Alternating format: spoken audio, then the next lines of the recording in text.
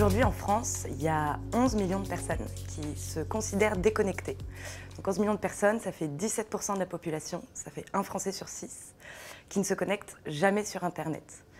Donc dans ces 11 millions de personnes, on retrouve des personnes âgées, on retrouve des personnes qui sont isolées, qui vivent dans des zones rurales, et on retrouve les 6 millions de personnes qui sont le public cible de We Take Care et d'Emmaüs Connect, et qui sont des personnes qui cumulent précarité sociale et précarité numérique.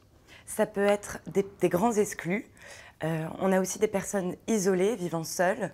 On a des personnes qui viennent d'arriver en France ou qui maîtrisent peu la langue. Il y a aussi des familles pauvres ou des travailleurs à bas revenus. Et ça peut être aussi des demandeurs d'emploi ou des jeunes éloignés de l'emploi qu'il faut accompagner.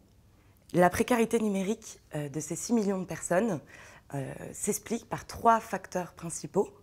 Le premier, c'est bien sûr un frein financier qui est un obstacle pour pouvoir acheter les équipements numériques et acheter des forfaits pour pouvoir accéder à la connexion.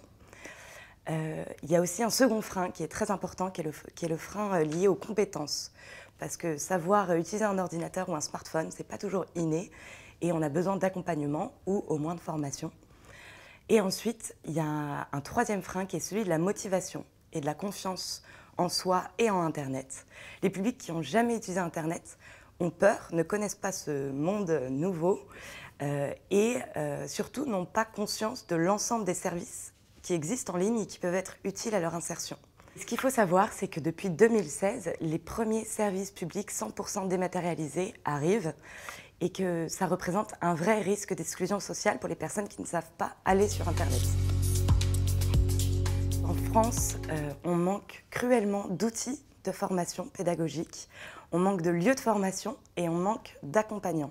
Donc nous, chez We Take Care, on s'inspire en fait très fortement d'un modèle qui a fait ses preuves en Angleterre et qui est un site internet de pédagogie spécifiquement conçu pour les publics éloignés du numérique, qui a formé ces 5 dernières années plus d'1 million de personnes. Mais bien sûr, on ne peut pas créer un site en ligne sans créer le réseau d'accompagnants, parce qu'un débutant n'ira pas s'auto-former sur Internet. Donc ce qu'on essaye de faire avec le projet que je pilote qui s'appelle Les Bons Clics, c'est justement d'agir sur ces 2 canaux en même temps. D'un côté, de créer un outil pédagogique très simple, très ludique, très ergonomique pour ne pas faire peur aux personnes qui ne sont pas à l'aise sur Internet. Et de l'autre côté, fédérer un réseau d'accompagnants sur les territoires pour mailler l'ensemble du territoire français. Une banque peut jouer un rôle très important parce qu'avoir un compte bancaire, c'est déjà en fait la porte d'entrée vers tout parcours d'insertion. Sans compte bancaire, on ne peut pas payer de loyer, on ne peut pas recevoir de salaire, on ne peut souscrire à aucune offre en ligne ou ailleurs.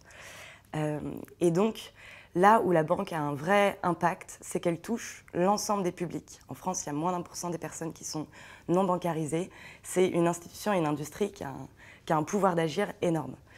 Une autre thématique qui entrave vraiment les parcours d'insertion, c'est le surendettement. Et le surendettement, il a de multiples causes. Une des causes prioritaires aussi, c'est le manque d'éducation à la gestion budgétaire et la méconnaissance des outils numériques qui justement permettent de mieux gérer son budget. Si on prend par exemple l'application mobile du Crédit Agricole, Ma Banque en ligne, c'est un outil qui est très ergonomique, qui est juste pas connu des publics. Et en plus, les banques souvent ont justement ce réseau sur les territoires. Ils ont des conseillers en agence, ils ont pour le Crédit Agricole le réseau des points passerelles. Et c'est toutes ces personnes-là qui, si elles accompagnaient les personnes à savoir utiliser une application qui les aide à gérer leur budget, soit en rendez-vous individuel, soit en atelier collectif, elles leur permettraient d'acquérir des compétences numériques qu'elles pourraient réutiliser après sur n'importe quel autre service. Donc ça participe vraiment à l'inclusion numérique des gens. Et en plus, elles leur donneraient des notions de gestion budgétaire qui leur seraient vraiment utiles dans leur parcours d'insertion.